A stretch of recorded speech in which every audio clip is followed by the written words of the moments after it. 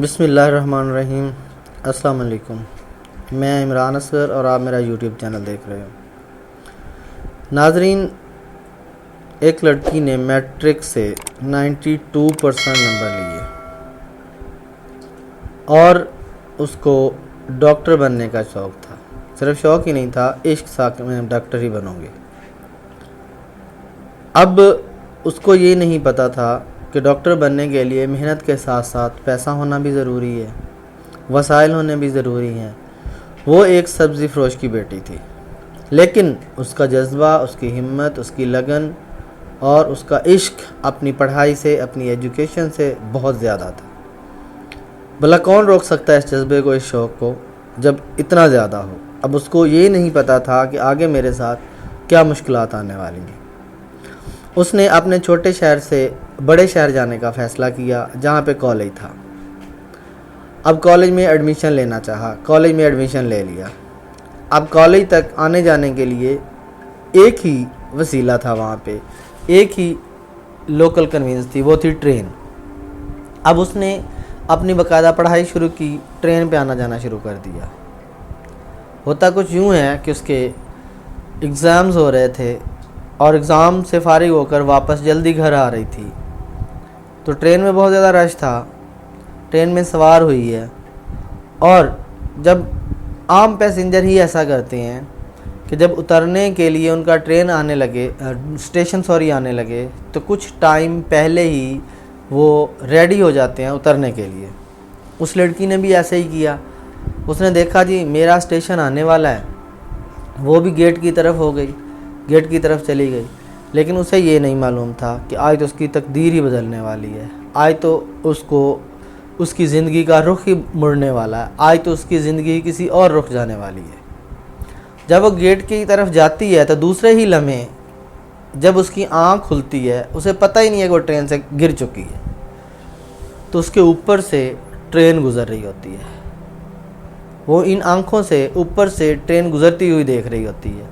اسے ایسے لگتا ہے جیسے وہ خواب دیکھ رہی ہے، لیکن ایسا کچھ نہیں تھا، خواب نہیں تھا، حقیقت میں ٹرین اس کے اوپر سے گزر چکی تھی۔ اس کی دونوں ٹانگیں ختم ہو چکی تھیں، اس کی دونوں ٹانگیں اس کے تن سے جدا ہو چکی تھیں۔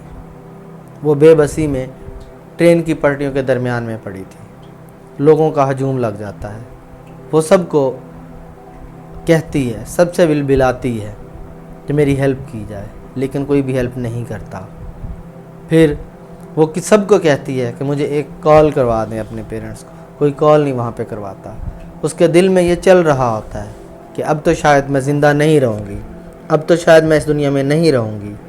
تو اسی کشمکش میں وہ یہی سوچتی ہے کہ کسی طرح میں اپنے پیرنٹس کو کال کر کے بتا دوں، ان کو بتا دوں کہ میرا یہاں پہ میرے ساتھ کیا ٹریجڈی ہوئی ہے، تاکہ میں لاوارث نہ مروں۔ لیکن کوئی بھی اس کی مدد کو تیار نہیں ہوتا، اور سب اوپر کھڑے بس وہ اس پہ رحم کی باتیں ہی کر رہے ہوتے ہیں، یہی کہہ رہے ہوتے ہیں اس بچی کے پلے کیا بچا، یہ تو اب زندہ نہیں رہے گی، یہ بچ بھی گئی تو اس کا کیا فائدہ، اس کی دونوں ٹانگیں کٹ چکی ہیں۔ پھر ریلوے پولیس اس کی ہیلپ کرتی ہے، وہ آتی ہے، اٹھاتی ہے اور گورنمنٹ ہاسپٹل لے کے چلی جاتی ہے۔ جب گورنمنٹ ہاسپٹل لے کے جاتی ہے تو وہاں پہ بھی سٹرائک چل رہی ہوتی ہے، وہاں بھی او ٹی بند ہوتی ہے، آپریشن تھیٹر بند ہوتا ہے۔ پیرنٹس اس کے پہنچ جاتے ہیں، پیرنٹس اس کے گھر لے کے جاتے ہیں، گھر سے وہ ایک اور پرائیویٹ ہاسپٹل میں لے کے جاتے ہیں۔ جب پرائیویٹ ہاسپٹل میں لے کے جاتے ہیں تو شام کے تقریباً 6 بج چکے ہوتے ہیں۔ آپ کہہ سکتے ہو کہ تقریباً 10 گھنٹے 8 گھنٹے گزر چکے ہوتے ہیں، بہت زیادہ خون ضائع ہو چکا ہوتا ہے، لیکن پیرنٹ کا حوصلہ ہوتا ہے، وہ اس حوصلے کو ختم نہیں ہونے دیتے۔ پھر وہ وہاں سے ٹریٹمنٹ کرواتے ہیں۔ وہاں پہ لوگ پتہ بھی کرتے ہیں، کچھ دلاسے بھی دیتے ہیں، لیکن بہت سے لوگ ڈسہارٹ کر رہے ہوتے ہیں۔ اور وہ بچی پڑی، وہ لڑکی پڑی بیڈ پہ بھی یہی سوچ رہی ہوتی ہے کہ میں نے کیا کرنی ہے، یہ زندگی کیا کروں گی، اس زندگی کو کیا فائدہ اس زندگی کا جس میں میری ٹانگیں نہیں ہیں، جس میں میں چل نہیں سکوں گی۔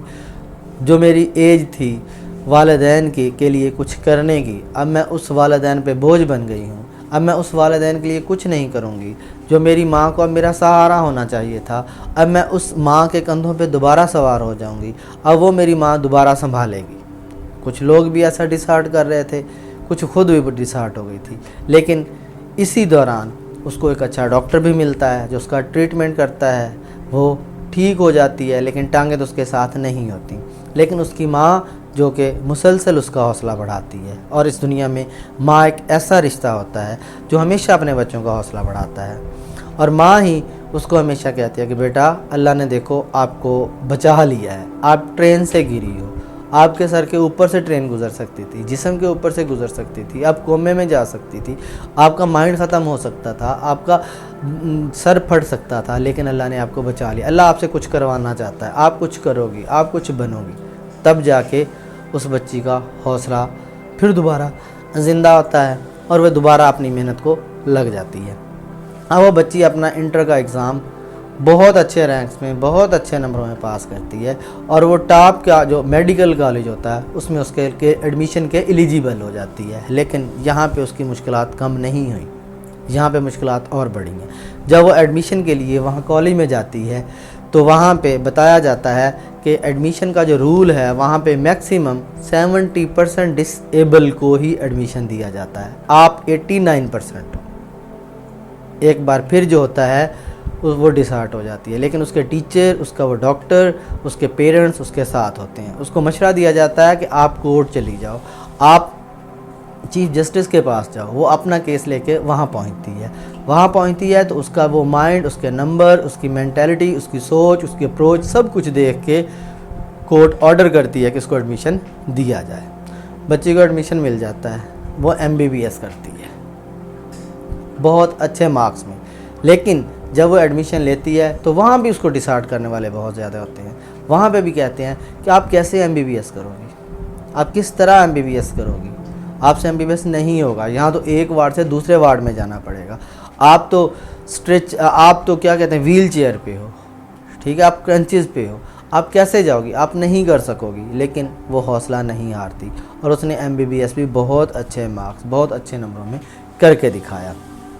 اس کے بعد وہ بچی اب یہاں پہ ختم نہیں ہوئی اس کی تعلیم، وہ اسپیشلائزیشن کرنا چاہتی تھی، وہ میڈیسن میں اسپیشلائزیشن کرنا چاہتی تھی، وہ اس کے لیے ایلیجیبل ہو گئی، اس کا ٹیسٹ بھی پاس کر لیا، لیکن ایک بار پھر وہی مشکلات کہ اب جہاں پہ رول جو ہے وہ 70% تک ہی تھا کہ وہی لے سکتا ہے، اب وہ کورٹ بھی نہیں جا سکتی تھی، 2 دن باقی تھے صرف ایڈمیشن کے لیے۔ تو اس نے اسی طرح اللہ والا اس کو ایک بندہ ملتا ہے جو وہاں کا MPA یا MNA ہوتا ہے، تو وہ اس کا مسئلہ سن کے فوراً اسمبلی میں لے کے جاتا ہے، اور اسمبلی میں وہ رول 2 دن میں پاس کرواتا ہے، جو ایک ریکارڈ ہے 20 سالہ پرانا رول۔ وہ اس بچی کا ایڈمیشن، اس لڑکی کا ایڈمیشن، اس ڈاکٹر کا ایڈمیشن اسپیشلائزیشن میں ہوتا ہے، جو کہ آج کل اسپیشلائزیشن بھی کر چکی ہے۔